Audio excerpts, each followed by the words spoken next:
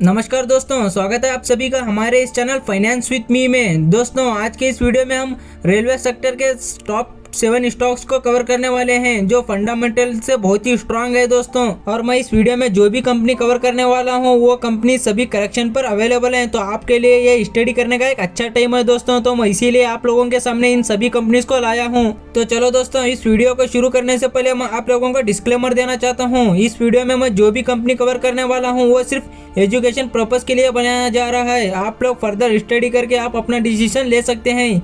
इसमें मेरी कोई बाई या सेल रिकमेंडेशन नहीं है। चलो दोस्तों, अब हम देरी ना करते हुए हमारी पहली कंपनी को देखें तो वो है हमारी इरकॉन इंटरनेशनल लिमिटेड। दोस्तों ये कंपनी जो है फंडामेंटली बहुत ही स्ट्रांग है दोस्तों, और ये कंपनी जो है रेलवे सेक्टर में अपने इंफ्रास्ट्रक्चर के काम को अंजाम देती है। अगर हम इस कंपनी के परफॉर्मेंस की बात करें तो इस कंपनी ने एक साल में सिर्फ 5% रिटर्न बनाकर दिए हैं। लेकिन इस 5% के रिटर्न पर आप मत जाइए दोस्तों, क्योंकि इस कंपनी का ऑर्डर बुक जो है बहुत ही स्ट्रांग है। और इस गिरती हुई मार्केट में इस कंपनी के करेक्शन की बात करें तो यह कंपनी जो है अपने 52 से 34% के करेक्शन पर अवेलेबल है दोस्तों। तो आप लोगों के लिए बहुत ही अच्छा समय है स्टडी करने का, तो आप लोग इस कंपनी को स्टडी कर सकते हैं। और अब हम आगे बढ़ते हुए हमारे अगले कंपनी की बात करें तो हमारी अगली कंपनी है IRCTC। ये कंपनी भी एक रेलवे सेक्टर में ही काम करती है। अगर हम इस कंपनी के बिजनेस की बात करें तो यह कंपनी जो है चलती हुई ट्रेनों में अपने फूड डिलीवरी का बिजनेस का काम करती है दोस्तों। अब हम आगे बढ़ते हुए इस कंपनी के एक साल के रिटर्न की बात करें तो इस कंपनी ने एक साल में 16% के नेगेटिव रिटर्न दिए हैं दोस्तों, और अपने 52 से 30% का करेक्शन पर अवेलेबल है दोस्तों। तो आप लोग इस कंपनी को स्टडी कर सकते हैं।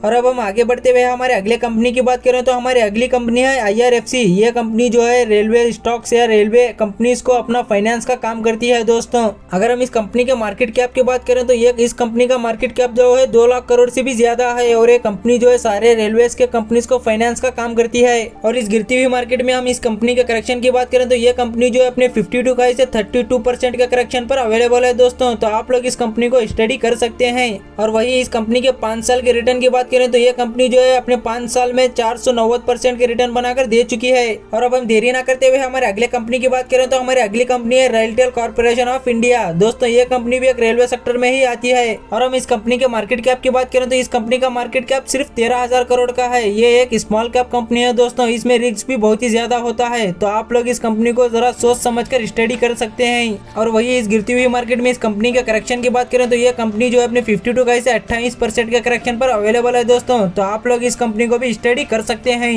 चलो दोस्तों, अब हम आगे बढ़ते हुए हमारे अगले कंपनी की बात करें तो हमारी अगली कंपनी है BEML। दोस्तों ये कंपनी जो है एक रेलवे सेक्टर में ही काम करती है, और वही यही कंपनी जो है इंडिया में इलेक्ट्रिक ट्रेन को भी मैन्युफैक्चर करती है। तो आप लोगों के लिए एक बहुत ही बड़ी गोल्डन अपॉर्चुनिटी है दोस्तों, क्योंकि ये कंपनी जो है बहुत ही बड़ी ताबड़तोड़ कंपनी है। और इस कंपनी के हम करेक्शन की बात करें तो ये कंपनी जो है 25% के करेक्शन पर अवेलेबल है दोस्तों। तो आप लोग इस कंपनी को भी अच्छी तरह से स्टडी कर सकते हैं। और अब हम आगे बढ़ते हुए हमारे अगले कंपनी की बात करें तो हमारी अगली कंपनी है रेल विकास निगम लिमिटेड। ये कंपनी जो एक रेलवे सेक्टर में बहुत ही बढ़िया काम करती है दोस्तों, और यही कंपनी रेलवे सेक्टर में सबसे ज्यादा ऑर्डर बुक रखने वाली कंपनी भी है दोस्तों। तो आप लोग इस कंपनी को बहुत ही अच्छी तरह से स्टडी कर सकते हैं।